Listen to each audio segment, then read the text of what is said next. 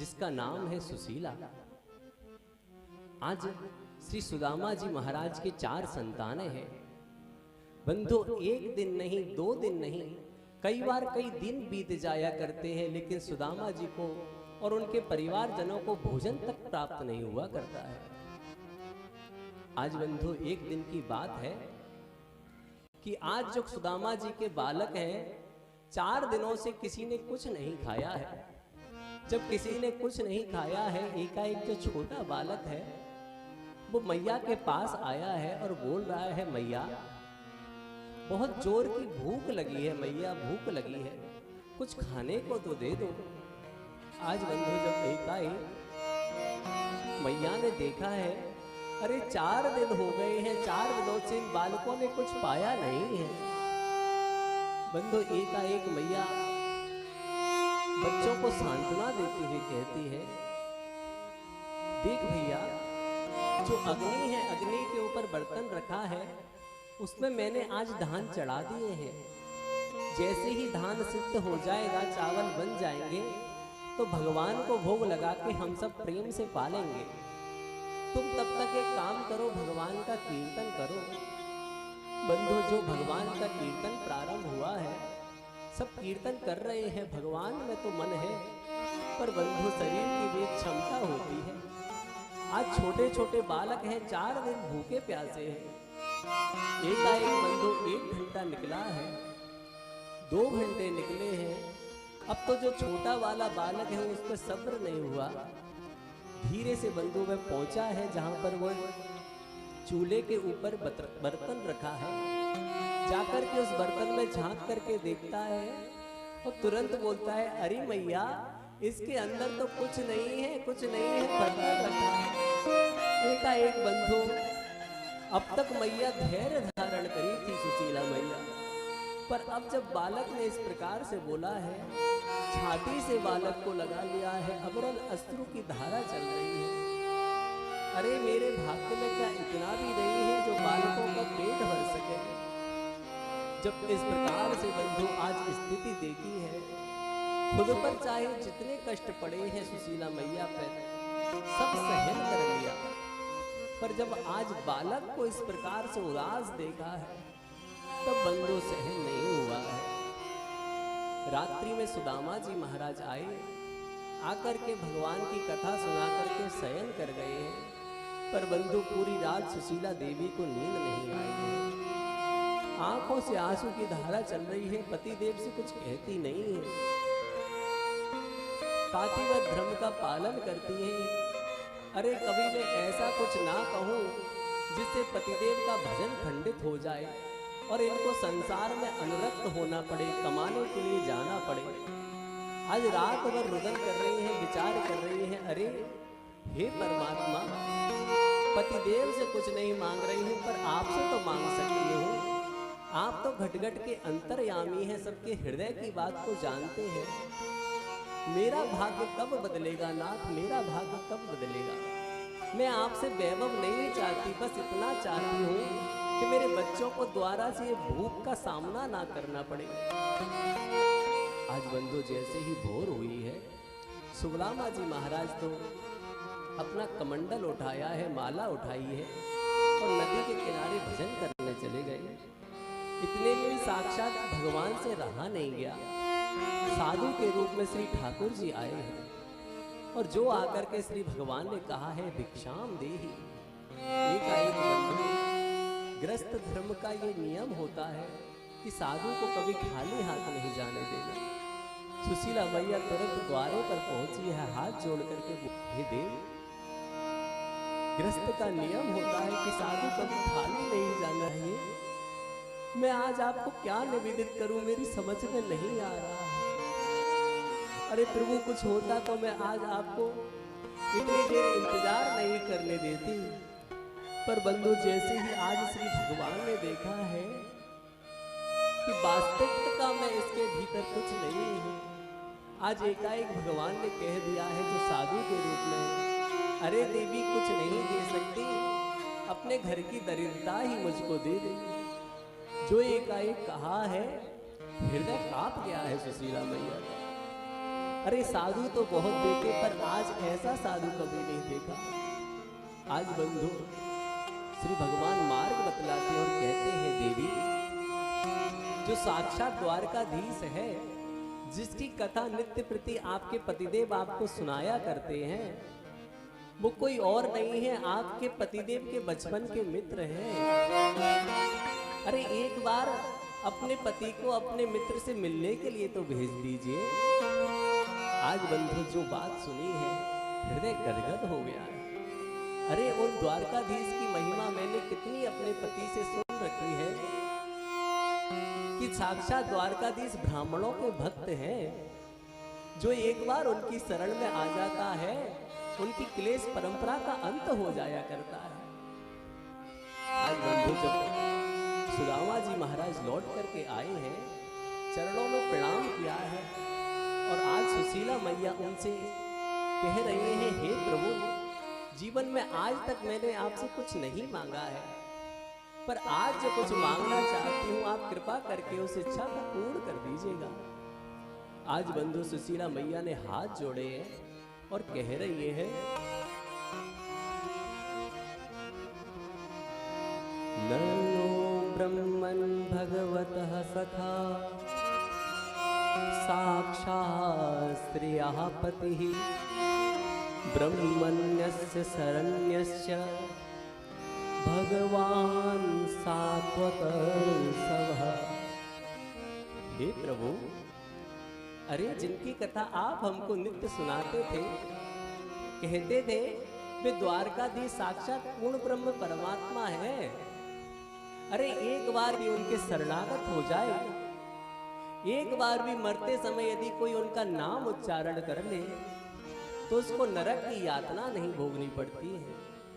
और हृदय से कोई उनको अपना स्वीकार कर ले, अपना मान ले, तो उसकी तो सारी क्लेश परंपराओं का ही नाश हो जाया करता है। तो हे नाथ, आज मुझको पता चला है वे जो द्वारकाधीश है वे आपके सखा हैं बचपन के।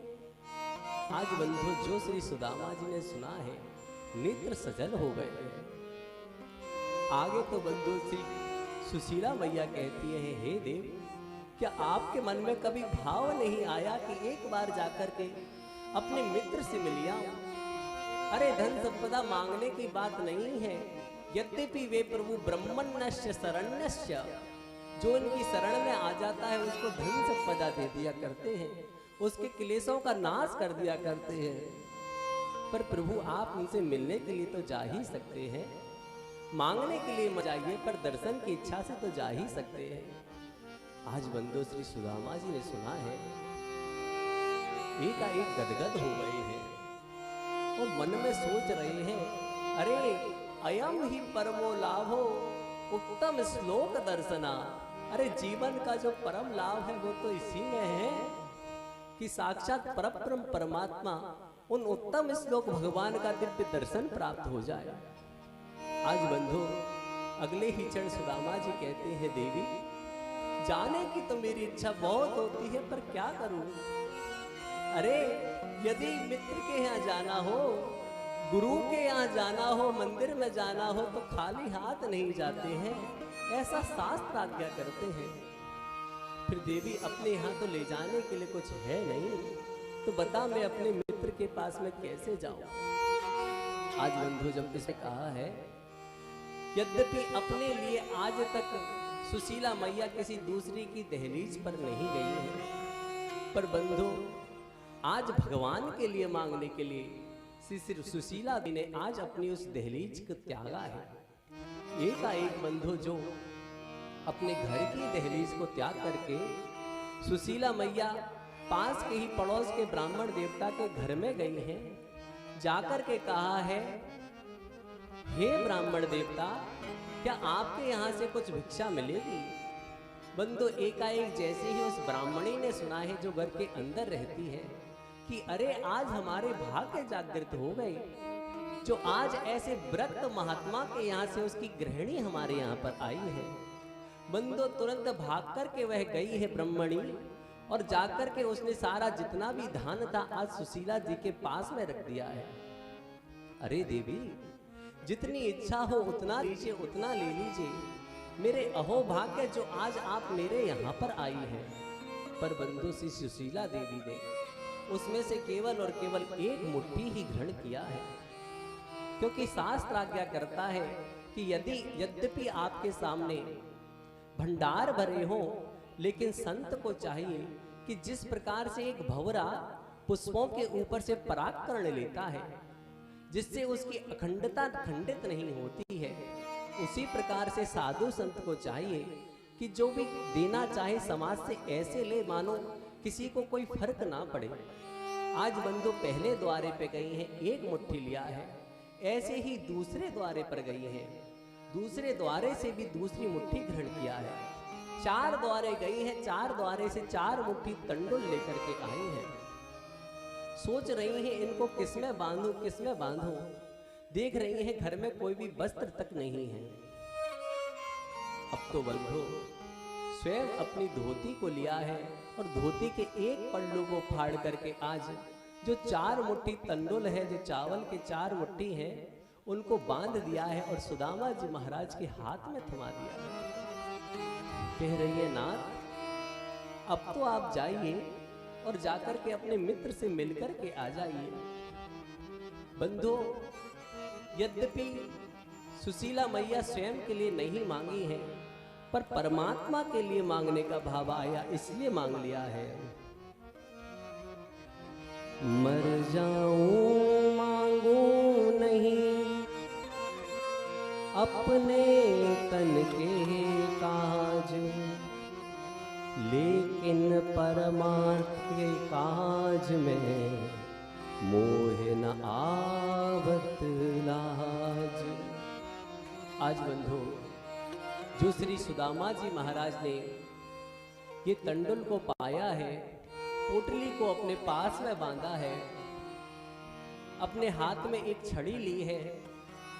यद्यपि शरीर कृशगाय है, बहुत ही दुबला पतला सी सुदामा जी महाराज का शरीर है, क्योंकि कुछ खाते ही नहीं है तो शरीर में बल कहां से होगा।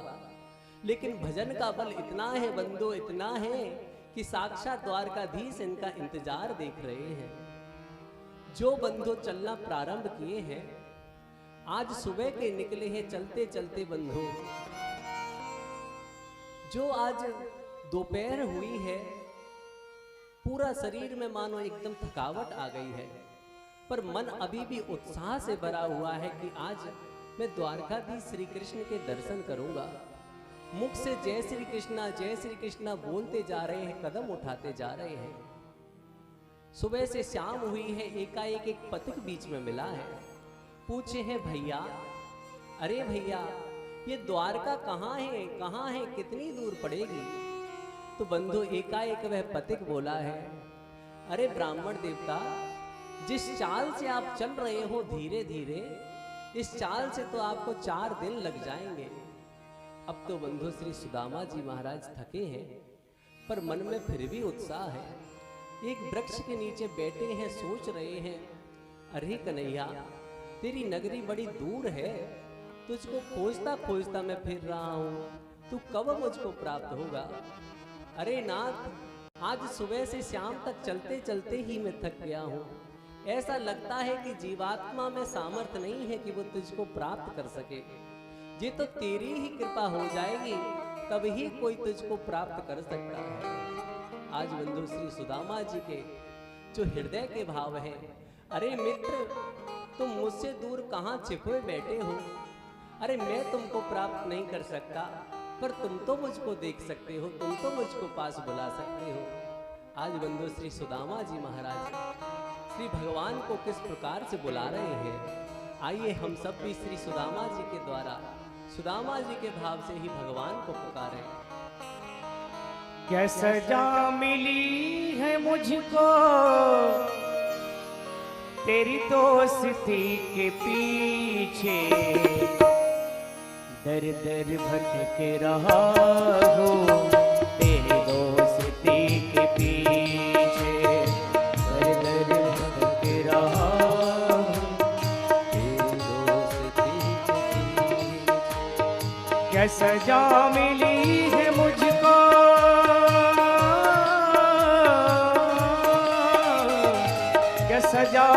मिली है मुझको तेरी दोस्ती के पीछे।